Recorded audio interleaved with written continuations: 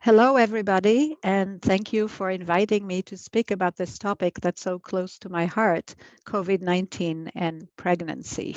I'm going to start with the outline for my talk, and I'll begin my talk by speaking about the implications of COVID-19 infection for pregnant women. This will include how the disease presents and what outcomes we see from the disease itself in pregnant women, treatment options for pregnant women, pregnancy outcomes, and then some data on neonatal infection and whether there is vertical transmission of COVID-19. I will then speak briefly about what we know about vaccine safety and immune responses in pregnancy, and end with a thought on implications for HIV-infected pregnant women.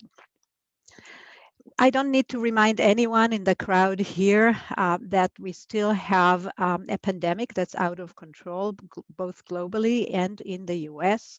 As of April 12th on the WHO website, there were over 136 million cases of confirmed disease and nearly 3 million deaths. Data on pregnant women is less available, but from the CDC website on April 12th, you can see that in the US, the CDC is aware of 84,000 women that are pregnant that have confirmed COVID-19, of whom over 14,000 are hospitalized, and a total death toll in pregnant women of 95.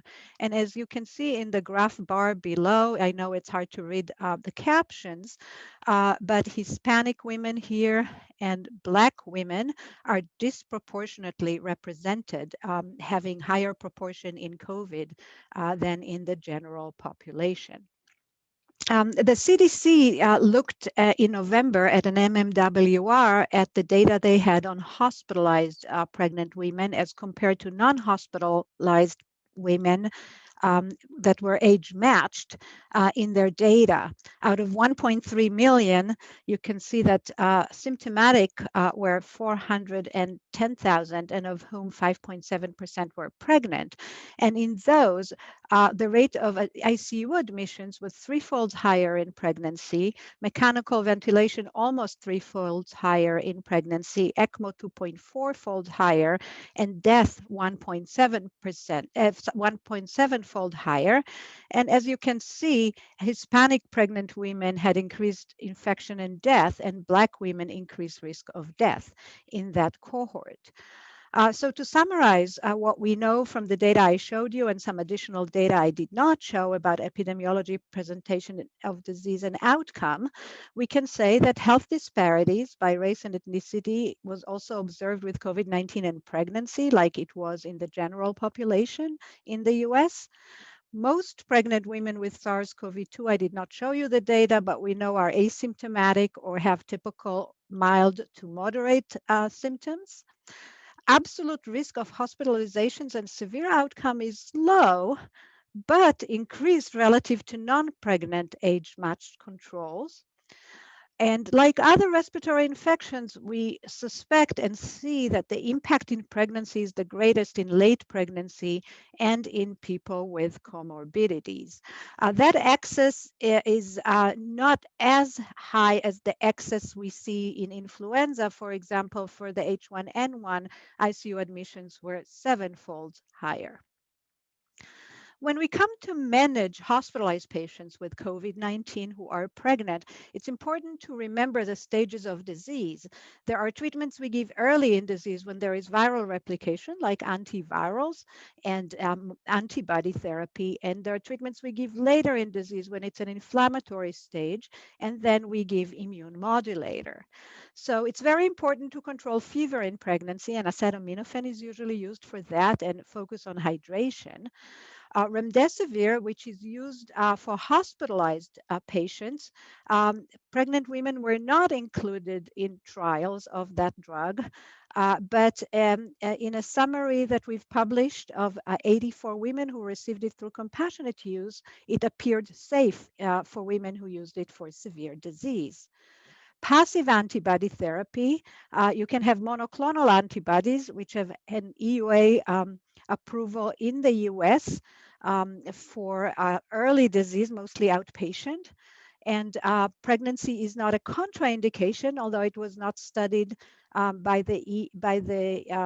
the drugs trials, but it's also not an indication by itself per the EUA. So to give it to pregnant women, they would have to have an additional risk factor for disease progression that is included in the EUA list of conditions. And it's obviously limited by logistics of infusing a person during their infectiousness period and high cost. Another antibody therapy is convalescent plasma. It also has an EUA by the FDA for early disease, but not studied in pregnant women, although some reports of it being given to pregnant women are available, and that may be more feasible in low-income settings. The next stage of medical management of hospitalized patients is during the inflammatory stage, during which we use immune modulatory drug. The drug most commonly recommended and used is dexamethasone, 6 milligrams daily for up to 10 days. And that's for individuals who have an oxygen requirement. We need to remember that in pregnant women who need steroids for lung maturity, the standard dose of dexamethasone is 6 milligrams twice daily for the first 48 hours. And after that, you resume COVID dosing. But when not needed for lung maturity or to complete the course, some experts recommend using glucocorticoids that have a lower fetal exposure, such as methylpred or hydrocortisone. Other immunomodulators can be used for salvage therapy and can be used in pregnancy if indicated. And just a short reminder that both pregnancy and COVID are, a risk factor for thromboembolic events. Some experts consider an aspirin even for mild to moderate disease, and then for hospitalized patient, prophylactic anticoagulation, or for those at very high risk, even therapeutic. And on the right here is just a reminder that proning is very important approach for non-invasive or even for intubated patients to assist with oxygenation.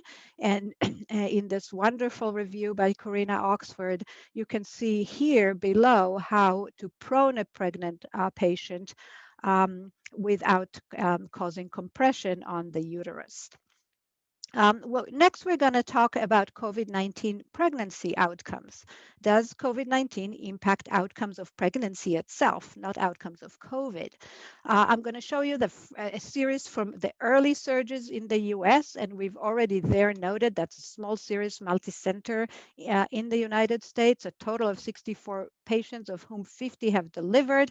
And you can see that for all hospitalized, very high rates of preterm birth, nearly 60%, and C-section 75, and particularly high in critical disease. Similarly, a slightly later series from March to July shows us again high risk of hypertension, thromboembolic disease, C-section, and preterm birth, here 60 and 42%. In this series, you can see that at mild to moderate and asymptomatic disease, those rates were not very different than the baseline rates.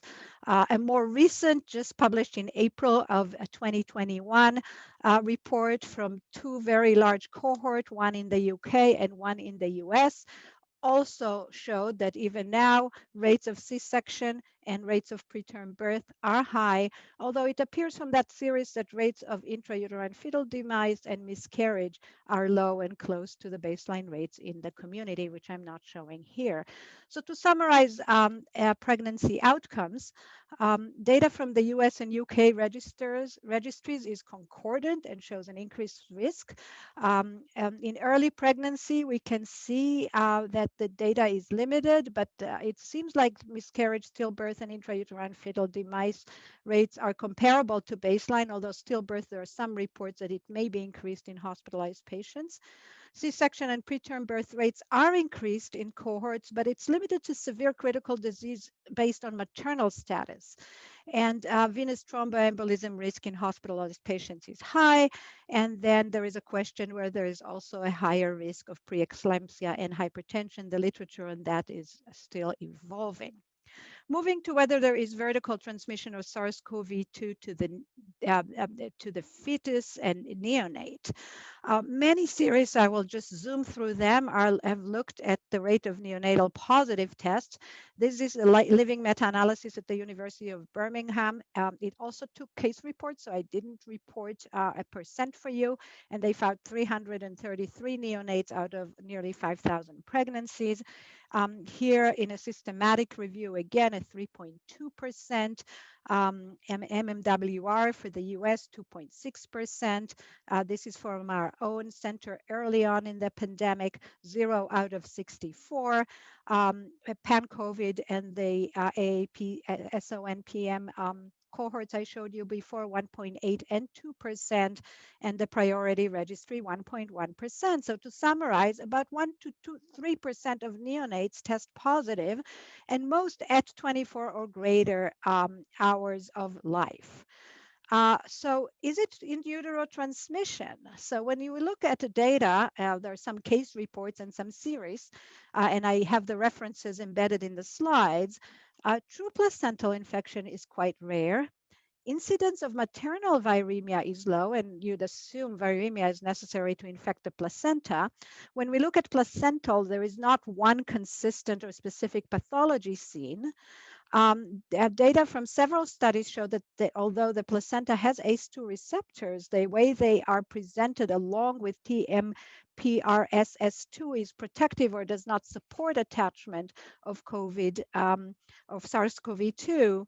And then while sometimes we see increased both maternal and fetal vascular malformations in the placenta, those just seem to be the typical ones seen in systemic inflammatory or hypercoagulable state, not necessarily due to primary infection. So to summarize, in utero, mother to child transmission of SARS-CoV-2, while reported in a few case reports, seems rare.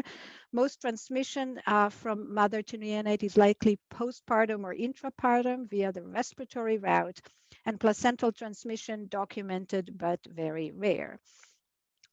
Lastly, or almost lastly, I'd like to say a few words about COVID-19 vaccine for pregnant and lactating women. Um, Similarly to most of the drug studies in COVID-19, its vaccination of pregnant women is also challenging because pregnant women were not included or were actually excluded from the phase 3 trials of the leading vaccine candidates. The safety information, therefore, is being obtained through post-authorization monitoring, either studies or registries. Um, as a result, when the vaccine came out, and even though it was felt that that we should consider strongly or vaccinate pregnant women, the guidelines were very cautious. And I included here the wording from the different agencies. CDC may use discussion with healthcare provider, SMFM, Society for Maternal Fetal Medicine in the US, should be available. The ACOG, American College of Obstetrics and Gynecology, should be offered. WHO may be vaccinated if at high risk of exposure or with comorbidities. Their initial guidelines were even more restrictive. UK Joint Committee should be considered. And in Israel, they actually recommended, Israel has one of the highest rates of vaccine globally, recommended in second and third trimester, and mentioned that there is no harmful data at first, but women may choose to defer to second. So what data do we have? So the CDC has a couple of registries. One is VSafe, to which everyone reports the very early side effects. And then they have VSafe Pregnancy, which is a voluntary registry of pregnant women specifically that follows women longer. So through April 12th, nearly 87,000 reported pregnancy to the VSafe, and about 4,500 to the enrolled in the pregnancy registry. And from VSafe, they published their data through 113, and that showed that at least early day one vaccine reactions did not differ between pregnant and non-pregnant women for the Pfizer and Moderna vaccines. And the VSafe pregnancy data was published through through February. And that one is showing that miscarriage rate was the most commonly reported side effect, but rates are actually similar or lower than that in of the background rates, and none of this long list of reported adverse events seem to be higher than background rates. In our own institution, Mass General and Brigham, we immediately created a cohort of vaccinated pregnant employees and patients. And we have reported already on early findings. This is by Andrea Edlow and Katie Gray here in the pictures, who shared this slide. And we had 84 pregnant women, 31 lactating, and 16 non-pregnant, checking antibody responses at 3 time points: baseline, at the time of vaccine dose 2, which is after 1, and then 2 to 6 weeks later. And as you can see, no antibody response early on, but at time 1 and time 2 for IgG, IgA, and spike, pregnant women and pregnant women in orange, lactating in purple, and non-pregnant in blue all have the same responses. And then when you compare those responses, antibody responses, to women with natural infection, titers are actually higher from vaccine, and we see some antibody passage into breast milk. So vaccination induced robust and comparable titers in pregnant, lactating as non-pregnant patients. I was asked to say some comments about implications for HIV, and truthfully, you're going to hear about HIV separately, or you have already heard. And there are no specific studies for COVID in pregnant women with HIV, so it's all by inference from what we know about both. So pregnancy and HIV may both increase for the risk for COVID-19 complications, with community transmission and presence of variants of concern, like the B117 variant. We should really emphasize with patients the need for continued COVID-19 mitigation, especially for those not vaccinated. HIV infection and pregnancy, you'll hear separately about HIV, are not contraindications for vaccine, the best way to prevent infection. So my tendency is to encourage vaccinations in pregnant women. And most importantly, HIV treatment that has proven efficacy and safety in pregnancy should not be discontinued, should continue uninterrupted to prevent mother-to-child transmission of HIV and maximize maternal health during this pandemic, or for someone who's ill with COVID-19. As you've heard throughout this talk, pregnant women were excluded from the majority of trials of the most important therapeutic interventions for COVID and the vaccines, which makes it very challenging for the healthcare providers and the pregnant to make a shared decision on the safe approach and the safe management. So I'm going to finish with the conclusion of the phases working group, as put by a very nice slide by Shaheen Lokman, my friend, during her CROI plenary. And this is a group about research in with pregnant women in HIV, although it implies to COVID just the same. That really we should stop defining pregnant women as a vulnerable population, but rather than a complex population. Rather than protecting them from research, protect them through research.